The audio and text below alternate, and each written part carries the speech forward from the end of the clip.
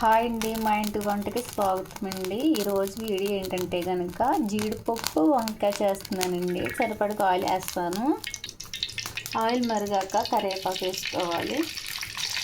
ఇప్పుడు 4-5 పచ్చిమిరపకాయలు. వంకాయ కాబట్టి ఉల్లిపాయలు ఎక్కువ వేసుకోవట్లేదు. ఒక ఉల్లిపాయ, పెద్ద ఉల్లిపాయ ఒక చాలు. కొంచెంగా కట్ చేసి వేసుకుంటే ఒకసారి అటు ఇటు కలిపేసుకుంటే ఇప్పుడు ఉల్లిపాయలు వేసుకున్నాయి కాబట్టి వంకాయలు లేత వంకాయలు అయితే నేను తీసుకున్నాను. ఫ్రిడ్జ్లో పెడతా వల్ల కొంచెం అక్కడక్కడ బ్లాక్ వచ్చింది. నేను 1/2 కేజీ వంకాయలు తీసుకున్నాను అన్నమాట. దాంట్లోనే కొద్దిగా పసుపు వేసుకోవాలి. ఒకసారి కలిపేసుకుని 2 నిమిషాలు మూత పెట్టుకోవాలి వంకాయలు మగ్గడానికి.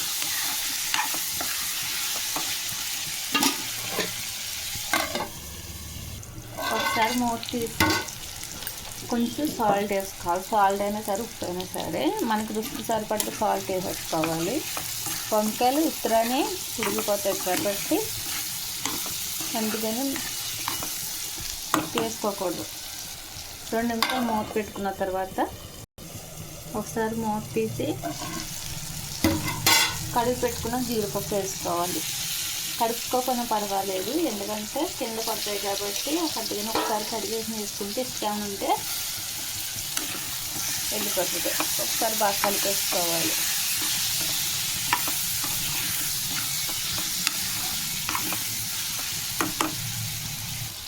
అల్లం వెల్లుల్లిపాయ పేస్ట్ కొంచెం 1 చెంచాన్నర వేసుకుంటే సరిపోతుంది. చెంచాడు కంటే ఈ చెంచాన్నర వేసుకుంటే కూర అన్నది వంకాయ కాబట్టి, జీడిపప్పు కాబట్టి చాలా టేస్ట్గా ఉంటుంది. కొంతమందికి సెట్ అవుతుంది, కొంతమందికి సెట్ అవ్వదు వంకాయ జీడిపప్పు. అందుకని మనం అన్నీ సమానంగా వేసుకుంటే కనుక ఎవరైనా ఉండేయచ్చు. నేను అందుకనే చాలా సింపుల్గా తింటాను అనమాట. ఆ పొడులు ఈ పొడులు అని అనకుండా మనకి మసాలాలు, గరం మసాలా ఎలా వాడుకుంటాము దాంతో ఒకటి వేసుకుంటే సరిపోతుంది. జీలకర్ర, ధనియాలు అవన్నీ. ఒక 2 నిమిషాలు మూత పెడతా మగ్గుతాయి. 2 నిమిషాలు అయిపోయింది కాబట్టి చిన్న మంట మీద 2 నిమిషాలు కాకపోతే 3 నిమిషాలైనా పెట్టచ్చు. పెద్ద మంట మీద వస్తుంది అనేది మాడిపోతుంది కాబట్టి కంపల్సరీగా 2 నిమిషాల్లో కలుపుకోవాలి కూర. ఇప్పుడు దీంట్లో పచ్చిమిరపకాయలు ఎక్కువ వేసాం కాబట్టి కారం అయితే కొద్దిగా వేసుకోవాలి. నేను ఈ ఐస్ క్రీమ్ పూలు కాబట్టి 2 చెంచాలు వేసాను.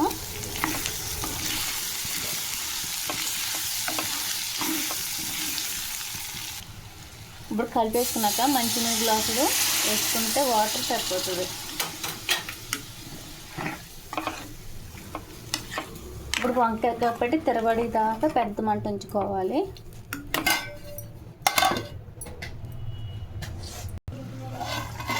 చూసారు కదా, పెద్ద మంట మీద ఒకసారి ఇలాగా తెరపడ్డాక కూర ఇప్పుడు చిన్న మంట మీద పెట్టుకుంటే కూర మీరే చూద్దారు ఎలా వస్తుందో, అంత బాగా వస్తుంది.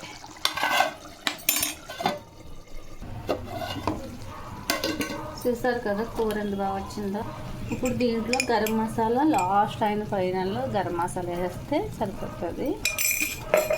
నేను దీంట్లో ఆల్రెడీ కారంలోనే మాకు జీలకర్ర, ధనియాలు ఇవన్నీ ఉంటాయి మసాలాలు,